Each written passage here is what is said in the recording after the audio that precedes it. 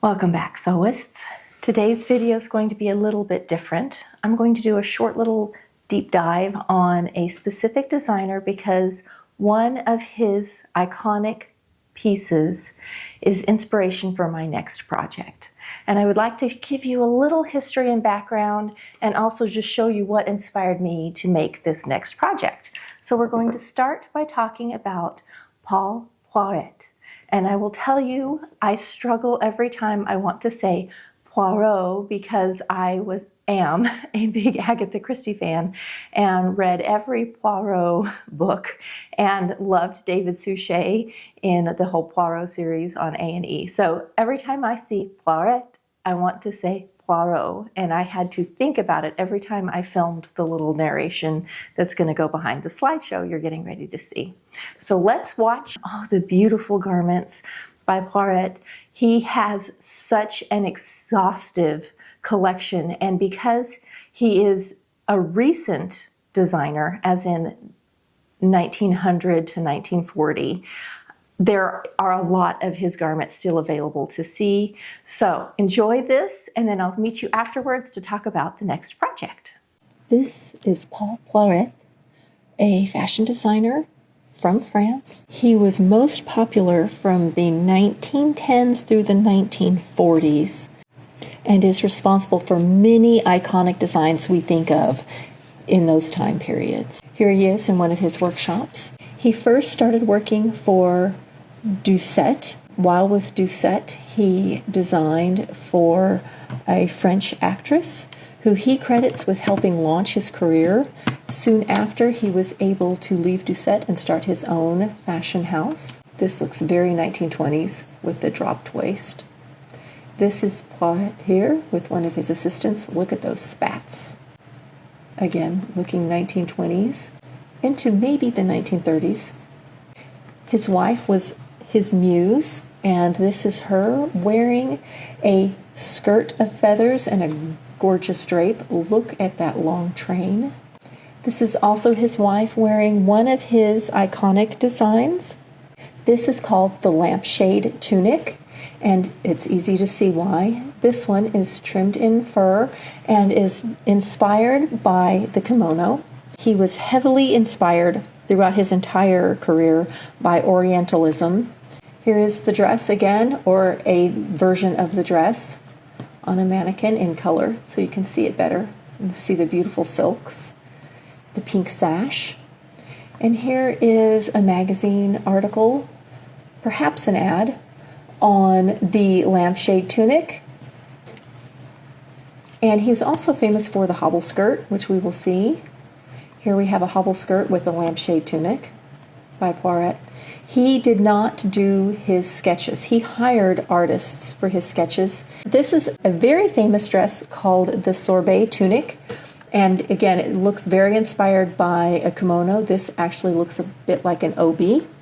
And here is Audrey Hepburn in My Fair Lady with a dress heavily inspired by Poiret and his lampshade tunics.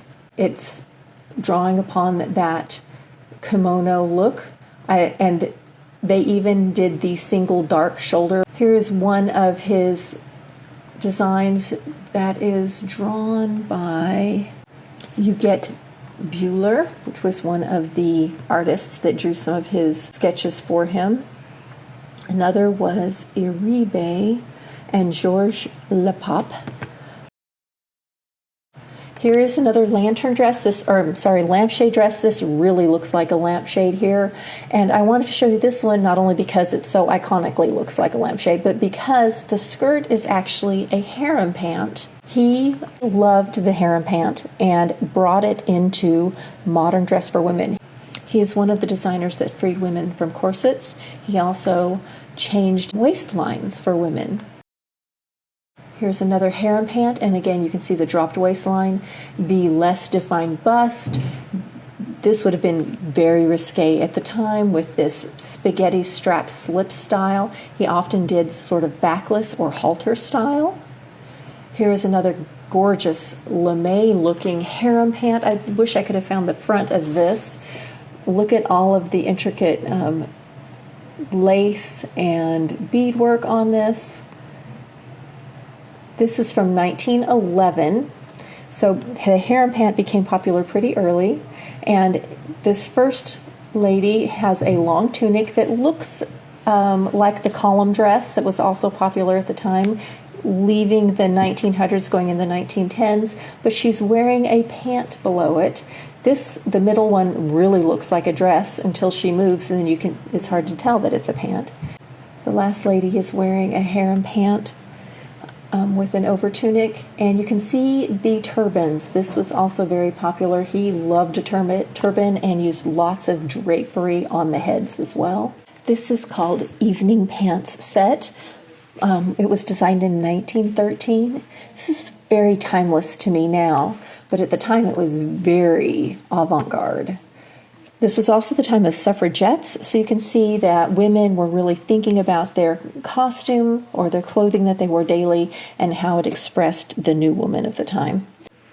This stunning velvet halter one-piece harem pant set was backless, and look at those gorgeous beadwork. I'm assuming it's beadwork. It's a little hard to tell because the picture's not very big, but it's got gorgeous, very Art Deco looking design on those pants. This is a quite well-known piece by him. It's sometimes attributed to the Ballet Russe, though I could not find exactly. It is from 1911. And this one is for the Ballet Russe. 3 of the dancers. He was known for throwing extravagant parties. One of them was called 1002nd Nights. Nights is in N-I-G-H-T. And this was him and his wife, again in the turbans. Look at that plume. This is a group shot from that same party. It is said that Isadora Duncan, who did wear his costumes, this is Isadora here, danced that night dressed in a Grecian dress. This is a Grecian-inspired little tunic dress, quite short, from his 1912 party called Les Fêtes de Bacchus, which was inspired by the Bacchanalia. And this picture here is attributed to being Denise and Paul Poiret, but I am telling you, Poiret at that time had a gray beard and was quite heavy, so I do not think that this is them. But these were supposed to be Juno and Jupiter costumes. Here are a few sketches by Uribe of some of Poiret's designs, and you can see the very Greek-inspired column dresses. And here is one by Georges Lepape, again, the column dress. And here is Denise and Poiret again at the 1002nd Nights party. This is called Robe Sabbat, and it is a gorgeous red velvet. Look at the drapery, the waistline down at the hip, the long necklace. This is very 20s looking, and this is from the Met Museum of Art.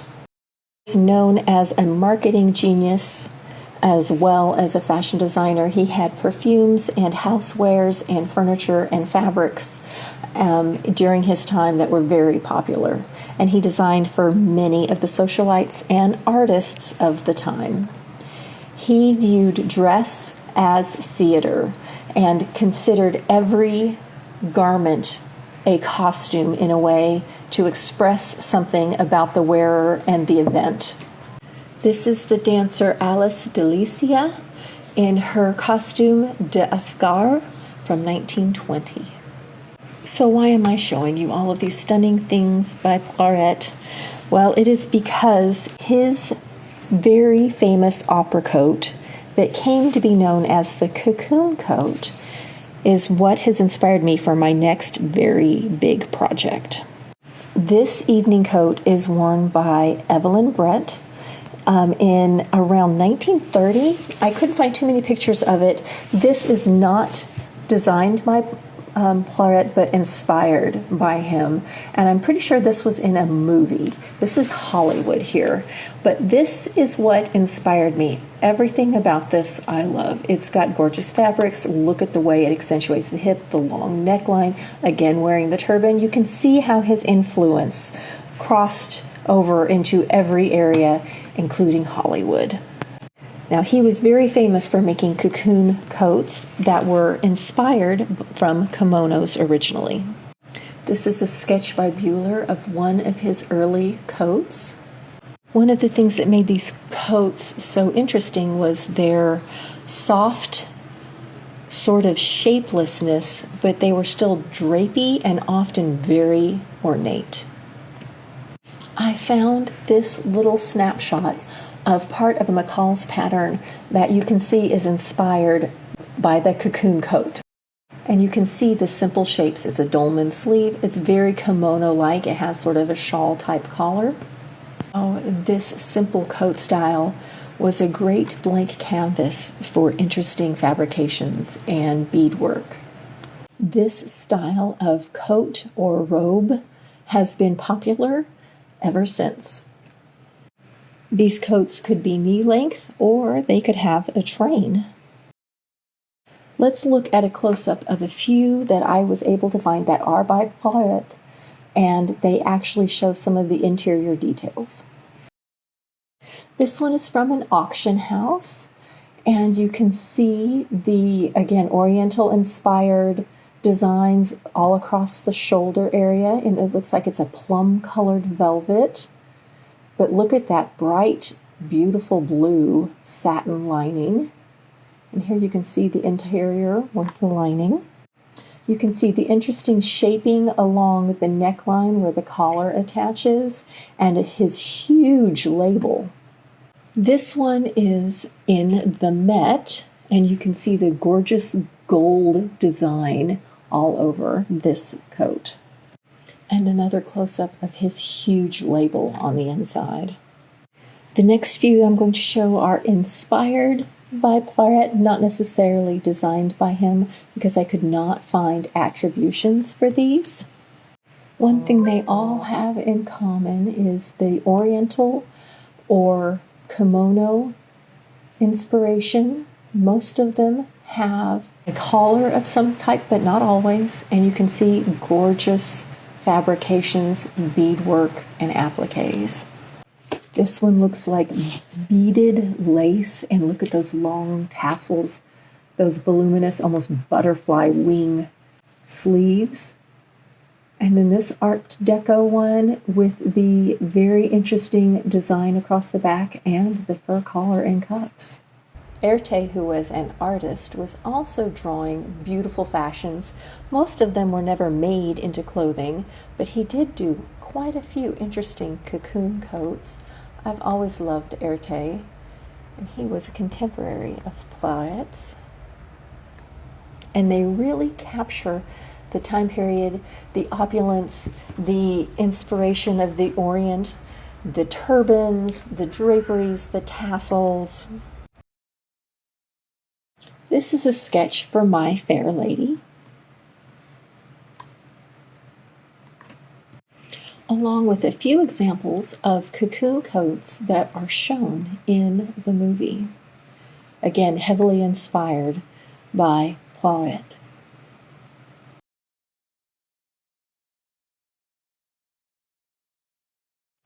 This is a fur collar and cuffed coat by Poiret from 1912. I don't have a designer for this one, but look at the drapery along the back of that. This one showing off interesting collar and cuff fabrications on a much simpler background fabric. And this one looks like it could have been pulled right off of the curtain rods and made into a coat. This orange one is just stunning. Look at the back piece and the cuffs and all of that drapery along the bottom. And then in the front, you can see the beautiful collar. It peeks through the lining. The fabric's just stunning with just the single button at the hip. Now we're going to move into more recent times.